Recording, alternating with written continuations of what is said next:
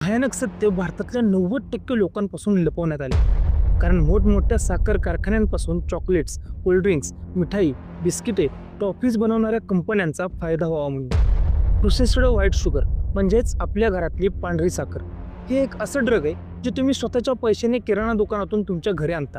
अनेक अभ्यासकांच्या मते दारू, सिगारेट यांच्या इतकं किंवा काही केसेसमध्ये त्यांच्यापेक्षाही जास्त नुकसान पोहोचवण्याची ताकद या ड्रगमध्ये.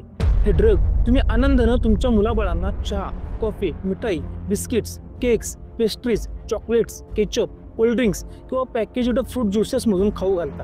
आणि त्या बदल्यात त्यांना देता सततचा अस्वस्थपणा, चिडचिडेपणा, ओबडधोबड आणि बोजड शरीरे, हळूहळू निष्क्रिय होणारे मेंदू, fatty liver, diabetes, heart disease आणि ब्लड प्रेशरसारखे बरेच आजार. रोजची एक सिगारेट यापेक्षा खतरनाक ठरू शकतो व्हाईट शुगर घालून बनवलेला दिवसातील 3 कप चहा.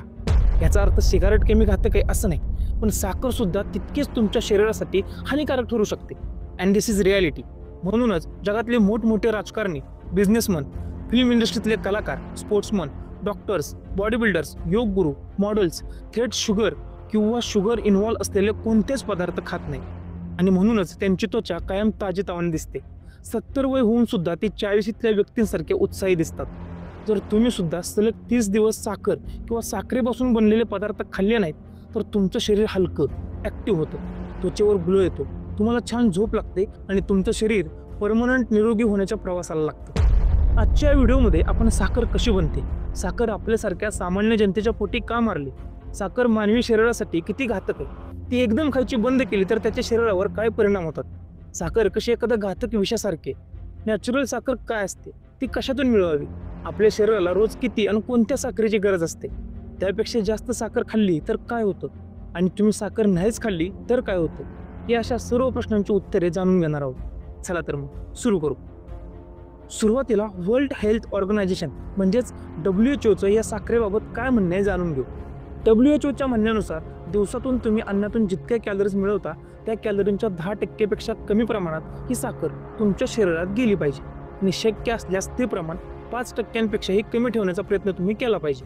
म्हणजे तुमचा रोजचा 2000 कॅलरीजचा आहार असेल तर नैसर्गिक असो वा प्रोसेस्ड फक्त 50 ग्राम साखर तुम्ही शरीरात घेतली पाहिजे.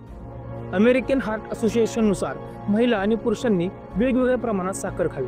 त्यांच्या मते जे पुरुष शारीरिक कष्ट करतात, घाम निघेस्तोवर व्यायाम करतात त्यांनी दिवसातून फक्त छोटे 9 चमचे म्हणजेच 36 ग्राम साखर इंटेक करणं योग्य आहे. तर किमान व्यायाम करणाऱ्या महिलांनी दिवसातून 25 ग्रॅमपेक्षा जास्त शुगर शरीरात घेऊ नये. याशिवाय भारतीय ICMR 2024चा रिपोर्ट असं सांगतो की दररोज 25 ग्रॅमपेक्षा जास्त ॲडेड शुगर शरीरात घेतली तर ते प्रमाण हाय शुगर मानलं जाईल. तोच रिपोर्ट असंही सांगतो की प्रक्रिया केलेली साखर पूर्णपणे टाळावी.